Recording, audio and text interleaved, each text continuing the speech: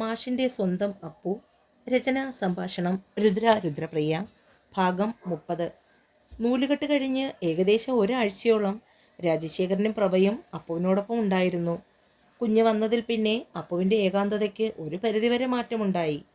കുഞ്ഞിൻ്റെ കാര്യങ്ങളൊക്കെ കുറച്ച് ചെയ്യാൻ തുടങ്ങി. പ്രഭയും രാജശേഖരനും അപ്പുവിൻ്റെ അടുത്തേക്ക് വന്നു. ഞങ്ങൾ വന്നിട്ട് കുറച്ചധികം ദിവസമായില്ലേ മോളെ? ദേവൻ വിളിക്കാൻ തുടങ്ങി.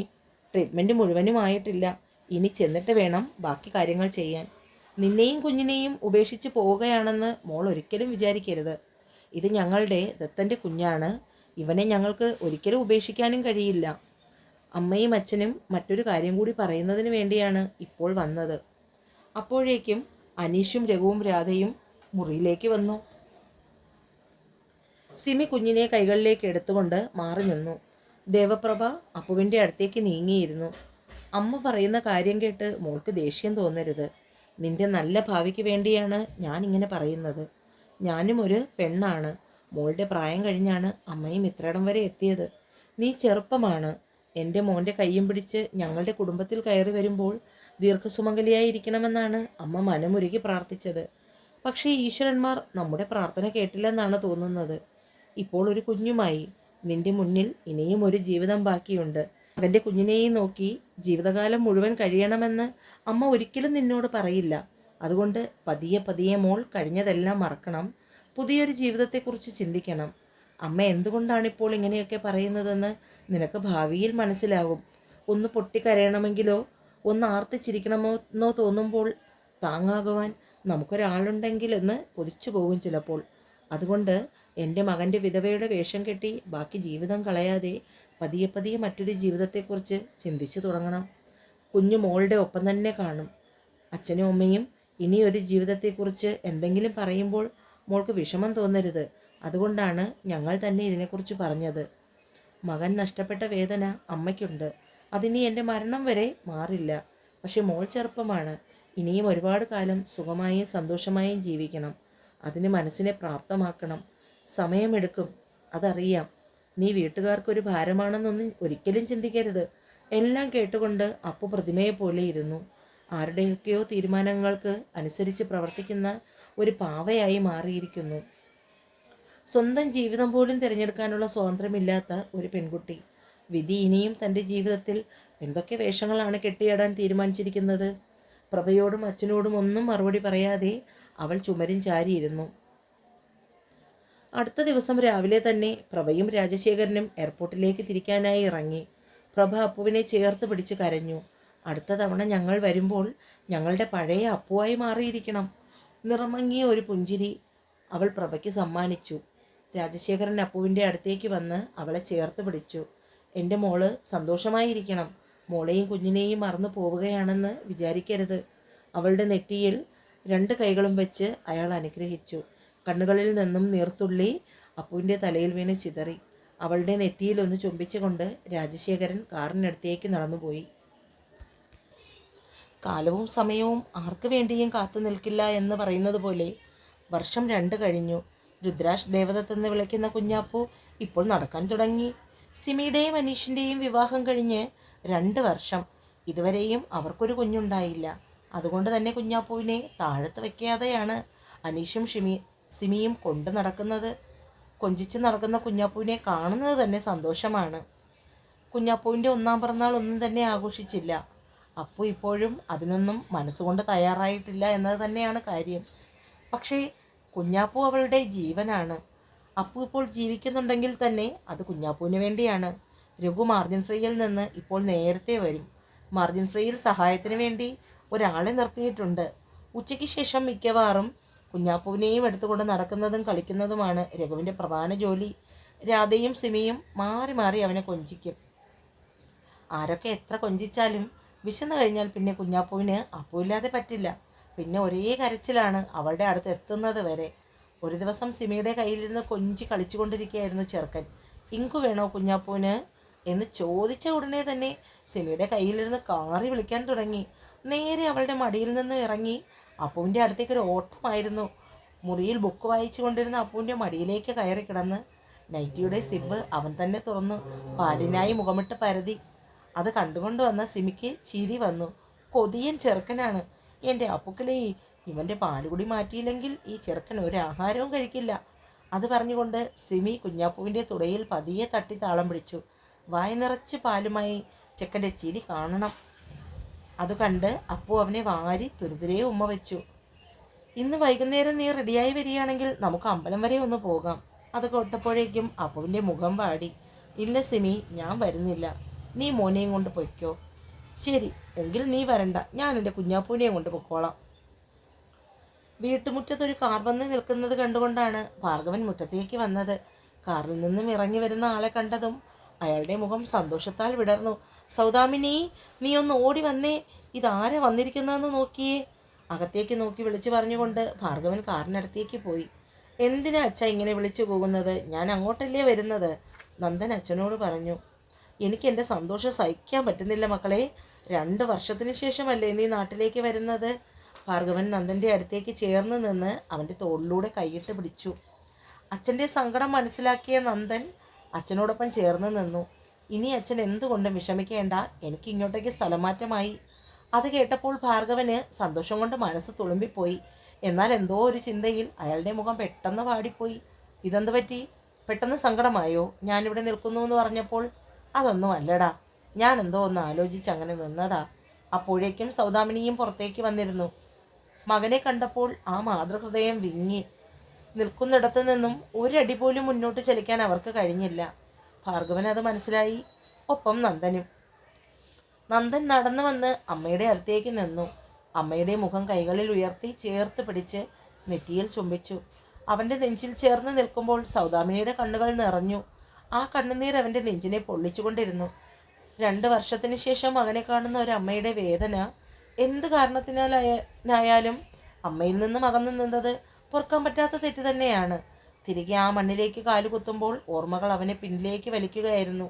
പക്ഷേ കണ്ണുകൾ ഇറുക്കി അടച്ച് ദീർഘമായി ശ്വാസം വലിച്ച് നന്ദൻ അമ്മയെയും ചേർത്ത് പിടിച്ചുകൊണ്ട് വീട്ടിനുള്ളിലേക്ക് കയറി. 2 വർഷം കൊണ്ട് വീടിന് കാര്യമായ മാറ്റമൊന്നും സംഭവിച്ചിട്ടില്ല. നന്ദൻ നേരെ മുറിയിലേക്ക് പോയി. മുകളിലേക്ക് കയറുമ്പോൾ ഇടനെഞ്ച് വല്ലാതെ വിങ്ങുന്നുണ്ടായിരുന്നു നന്ദന്. അകലിൽ നിന്ന് എവിടെയോ മാഷേ എന്നൊരു വിളിയൊച്ച കേൾക്കുന്നത് പോലെ നന്ദന് തോന്നി. മനഃപൂർവ്വം മറക്കാൻ ശ്രമിക്കുന്ന എന്തൊക്കെയോ ഒരു മഴക്കാർ പോലെ മനസ്സിലേക്ക് ഉരുണ്ടുകൂടി വരുന്നു. ജനൽ കമ്പിയിൽ മുഖം ചേർത്ത് പുറത്തെ കാഴ്ചയിൽ കണ്ണുനട്ട് നിന്നു. പിന്നിലൂടെ 2 കൈകൾ ചുറ്റി പിണഞ്ഞ് മുഖം ചേർത്ത് വിങ്ങി കരയുന്നത് പോലെ തോന്നി. എന്നെ വിട്ടുകളയരുതേ മാഷേ എന്നുള്ള കരച്ചിൽ ചീളുകളും.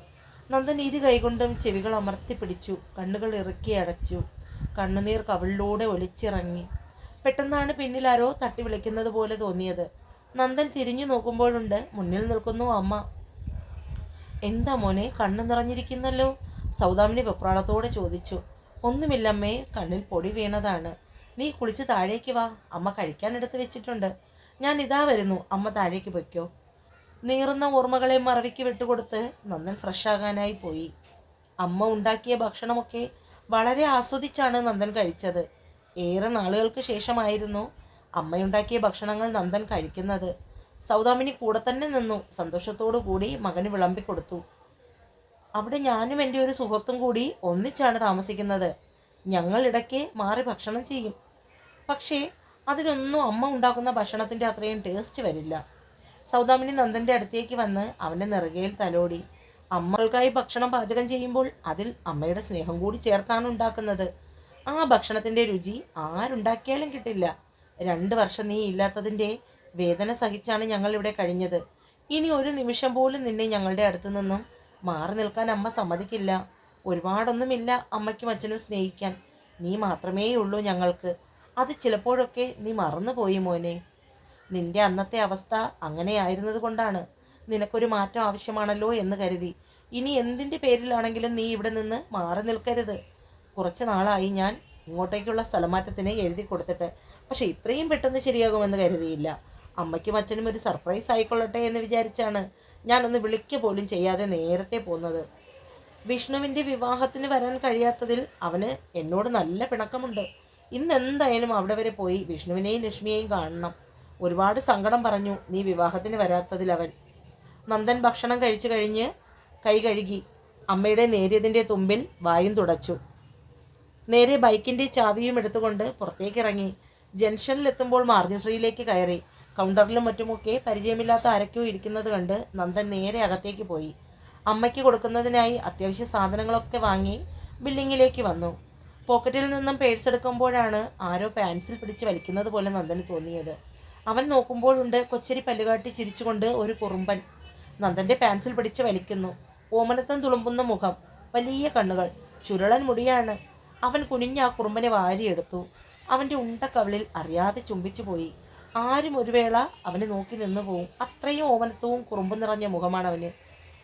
നന്ദൻ്റെ മീശയിൽ പിടിച്ച് വലിച്ച് കളിക്കുന്ന ആ കുറുമ്പൻ. അപ്പോഴേക്കും അവനെ വിളിച്ചുകൊണ്ട് ഒരു പെൺകുട്ടി നന്ദൻ്റെ അടുത്തേക്ക് വരുന്നുണ്ടായിരുന്നു. കണ്ണ് തെറ്റിയാൽ ഇറങ്ങി ഓടിക്കളയും. അവൻ കുഞ്ഞിനെ നന്ദനിൽ നിന്ന് വാങ്ങാൻ നോക്കി. എന്നാൽ കുഞ്ഞ് നന്ദൻ്റെ തോളിലൂടെ കൈയിട്ട് അവനെ ഇറക്കി പിടിച്ച് കിടക്കുകയാണ്. അവൾ വീണ്ടും കുഞ്ഞിനെ നന്ദനിൽ നിന്ന് വിടുവിക്കാൻ നോക്കിയപ്പോഴേക്കും നന്ദൻ കുഞ്ഞിനെ അവളുടെ കയ്യിൽ വെച്ച് കൊടുത്തു. അവർ കുഞ്ഞുമായി തിരികെ പോയതും നന്ദൻ ബില്ല് പേ ചെയ്ത് സാധനവുമായി ബൈക്കിനടുത്ത് എത്തി. അവൻ ബൈക്കും എടുത്ത് പോയി. വിഷ്ണുവിൻ്റെ വീട്ടിലെ പോർച്ചിൽ ബൈക്ക് നിർത്തി നന്ദൻ ഇറങ്ങി. കോളിംഗ് ബെല്ലിൽ വിരലമർത്തുമ്പോൾ ലക്ഷ്മിയാണ് വന്ന് വാതിൽ തുറന്നത്. നന്ദനെ കണ്ടപാടെ അവളുടെ കണ്ണുകൾ വിടർന്നു. അവനായി ഒരു പുഞ്ചിരി ചുണ്ടിലൂറി വന്നതും പെട്ടെന്ന് അതിനെ ഒളിപ്പിച്ച് ദേഷ്യത്തിൻ്റെ മുടുപടവൻ തണിഞ്ഞു. നന്ദൻ അകത്തേക്ക് കയറി ലക്ഷ്മിയെ ചേർത്ത് പിടിച്ചു. അവളുടെ മുഖം തനിക്ക് നേരെ തിരിച്ചു. സോറി മോളെ. അത്രയും പറഞ്ഞപ്പോഴേക്കും ലക്ഷ്മിയുടെ പിണക്കം മാറിയിരുന്നു. സാരമില്ല ഏട്ടാ, എനിക്ക് പിണക്കമൊന്നുമില്ല. പക്ഷേ ഏട്ടൻ്റെ കൂട്ടുകാരൻ എന്നെ പോലെ പെട്ടെന്ന് ഇണങ്ങുമെന്ന് തോന്നുന്നില്ല. അവൻ്റെ കാര്യം ഞാൻ നോക്കിക്കൊള്ളാം. അമ്മ എവിടെ? കയ്യിലിരുന്ന പാക്കറ്റ് ലക്ഷ്മിയുടെ കൈകളിൽ കൊടുത്തുകൊണ്ട് നന്ദൻ തിരക്കി. അമ്മ കിടക്കുകയാണ് ഏട്ടാ. കഴിഞ്ഞ വർഷം അമ്മയ്ക്ക് സ്ട്രോക്ക് വന്നു. അതിനുശേഷം ഒരു വശം തളർന്ന് കിടപ്പാണ്. ഞാൻ അമ്മയെ ഒന്ന് കണ്ടിട്ട് വരാം. നന്ദൻ നേരെ അമ്മയുടെ അടുത്തേക്ക് പോയി. മുറിയിൽ ചെല്ലുമ്പോൾ തന്നെ കണ്ടു അമ്മ നല്ല ഉറക്കത്തിലാണ്. മുറിക്കുള്ളിൽ മരുന്നിൻ്റെയും കുഴമ്പിൻ്റെയും ഒക്കെ സമ്മിശ്ര ഗന്ധമായിരുന്നു. അവൻ അമ്മയുടെ അടുത്തേക്ക് ചെന്ന് നിറകയിൽ പതിയെ തലോടി. ഉറക്കമാണ് ഏട്ടാ, ഗുളിക കഴിക്കുന്നതിൻ്റെ ക്ഷീണമാണ്. ഇനി ഒരു 2 മണിക്കൂറെങ്കിലും കഴിയണം ഉണരാൻ. നന്ദൻ്റെ കണ്ണുകൾ നിറഞ്ഞു വന്നു. അവൻ അമ്മയുടെ നെറ്റിയിൽ പതിയെ ചുംബിച്ചു. കണ്ണുനീർ തുള്ളികൾ നെറ്റിയിൽ പതിച്ചപ്പോൾ അമ്മയുടെ കണ്ണുകളൊന്ന് ചിമ്മിയോ. പിന്നെ നന്ദൻ അവിടെ ഇരുന്നില്ല. മുറിയിൽ നിന്നും പുറത്തേക്കിറങ്ങി വരുമ്പോൾ തന്നെ കണ്ടു നെഞ്ചിൽ കയ്യും കെട്ടി തന്നെ തൂക്കി നിൽക്കുന്ന വിഷ്ണുവിനെ. അവൻ്റെ കണ്ണുകളിലെ ഭാവം നന്ദന് തിരിച്ചറിയാൻ കഴിഞ്ഞില്ല. വേഗത്തിൽ ചെന്ന് വിഷ്ണുവിനെ കെട്ടിപ്പിടിച്ചു. തോളിൽ മുഖം അമർത്തി നിന്നു. അവൻ്റെ കണ്ണുനീർ വിഷ്ണുവിൻ്റെ തോളുകളിൽ വീഴുന്നുണ്ടായിരുന്നു. വിഷ്ണുവിൻ്റെ കൈകൾ പതിയെ നന്ദനെ വരിഞ്ഞു മുറുക്കി. വിഷ്ണുവും കരയുകയായിരുന്നു. രണ്ടുപേരും അവരുടെ മനസ്സിലെ സങ്കടങ്ങൾ മുഴുവനും കണ്ണുനീരായി ഒഴുക്കിവിട്ടു. കണ്ടു നിന്ന ലക്ഷ്മിയുടെയും കണ്ണുകൾ നിറഞ്ഞുപോയി.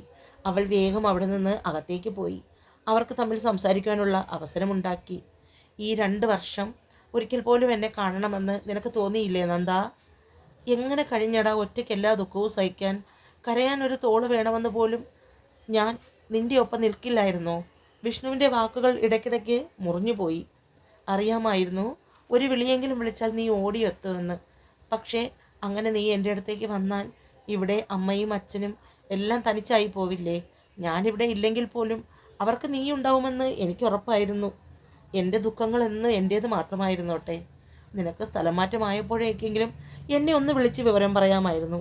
പോട്ടടാ, അതൊക്കെ മറന്നേക്ക്. ഞാനിങ്ങെത്തിയില്ലേ. നിൻ്റെ വിവാഹത്തിന് വരാൻ കഴിയാത്തതും എനിക്ക് ഒരുപാട് വിഷമമുണ്ട്. അപ്പോഴേക്കും ചായയുമായി ലക്ഷ്മി എത്തിയിരുന്നു. നന്ദൻ എഴുന്നേറ്റ് പാൻറ്റിൻ്റെ പോക്കറ്റിൽ നിന്നും ചെറിയൊരു ജുവൽ ബോക്സ് പുറത്തേക്കെടുത്തു. അതിൽ നിന്നും 2 റിങ് കയ്യിലെടുത്ത് ഒന്ന് ലക്ഷ്മിയുടെ വിരലിലും മറ്റൊന്ന് വിഷ്ണുവിൻ്റെ വിരലിലും അണിയിച്ചു. നിങ്ങളുടെ വിവാഹത്തിന് വരുമ്പോൾ തരാൻ വേണ്ടി വാങ്ങിവെച്ചതാണ്. പക്ഷേ ഞാൻ അതിൽ പങ്കെടുക്കുമ്പോൾ കാണാൻ ആഗ്രഹിക്കാത്ത പലരെയും ചിലപ്പോൾ കണ്ടെന്ന് വരും. അത് വേണ്ടെന്ന് വെച്ച് മനഃപൂർവ്വമാണ് വരാത്തത്. വിഷ്ണുവും ലക്ഷ്മിയും മുഖത്തോട് മുഖം നോക്കി. അതൊക്കെ പോട്ടടാ, വേറെ എന്തൊക്കെയുണ്ട് വിശേഷങ്ങൾ? അമ്മയ്ക്ക് ചികിത്സ കൊടുക്കുന്നില്ലേ? എവിടെയാണ് കാണിക്കുന്നത്? അമ്മയ്ക്ക് ചികിത്സയൊക്കെ മുറപോലെ നടക്കുന്നുണ്ട്. പക്ഷേ എഴുന്നേറ്റ് നടക്കാനുള്ള ചാൻസ് വളരെ കുറവാണ്. ഞാനും ഇവളും ജോലിക്ക് പോയി കഴിഞ്ഞാൽ അമ്മയെ നോക്കുന്നതിനായി ഒരു ഹോം നേഴ്സ് വരും. ഞങ്ങൾ വരുന്നത് വരെ അമ്മയ്ക്കൊരു കൂട്ട്, അത്ര തന്നെ. ഞങ്ങൾ വന്നു കഴിഞ്ഞാൽ പിന്നെ ലക്ഷ്മി അവളെ പറഞ്ഞു വിടും. പിന്നെ ലക്ഷ്മി തന്നെയാണ് ബാക്കി കാര്യങ്ങളൊക്കെ ചെയ്യുന്നത്. നീ എന്നു മുതലാണ് സ്കൂളിൽ ജോയിൻ ചെയ്യുന്നത്? എന്തായാലും ഈ ആഴ്ച ഇങ്ങനെ തന്നെ പോട്ടെ. അമ്മയ്ക്ക് കുറേ നാൾ കാണാത്തതിൻ്റെ മുഴുവൻ സങ്കടവുമുണ്ട്. അതുകൊണ്ട് ഈ ഒരാഴ്ച അമ്മയ്ക്കൊപ്പം ചിലവിട്ടതിന് ശേഷം അടുത്ത ആഴ്ച ഏതെങ്കിലും ഒരു ദിവസം ജോയിൻ ചെയ്യാം.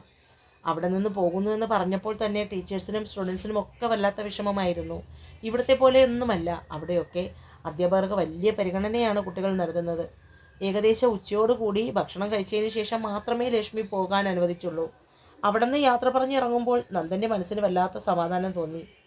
വീട്ടിലെത്തി അമ്മയ്ക്കും അച്ഛനും ഒപ്പം ഇരുന്ന് വിഷ്ണുവിൻ്റെ വീട്ടിൽ പോയ വിശേഷങ്ങളൊക്കെ പങ്കുവച്ചതിന് ശേഷമാണ് നന്ദൻ നേരെ മുറിയിലേക്ക് പോയത്. എൻ്റെ മോൻ്റെ സന്തോഷമെല്ലാം തിരികെ വന്നാൽ മതിയായിരുന്നു. സമയം പോലെ ഭാർഗവേട്ടൻ അവനോടൊന്ന് സംസാരിക്കണം വിവാഹകാര്യത്തെപ്പറ്റി. ഇനിയും അവനിങ്ങനെ നടന്നാൽ പറ്റില്ല. നമ്മുടെ കാലം കഴിഞ്ഞാൽ നമ്മുടെ മോൻ തനിച്ചായി പോവില്ലേ? അത് പറയുമ്പോഴേക്കും സൗദാമിനി കരയുകയായിരുന്നു. താൻ ഇങ്ങനെ തൊട്ടതിനും പിടിച്ചതിനും ഒക്കെ കരഞ്ഞാൽ അവൻ എന്ത് മനസ്സമാധാനമുണ്ടാവും? എല്ലാം നമുക്ക് സമാധാനത്തിൽ പറഞ്ഞ് സമ്മതിപ്പിക്കാം.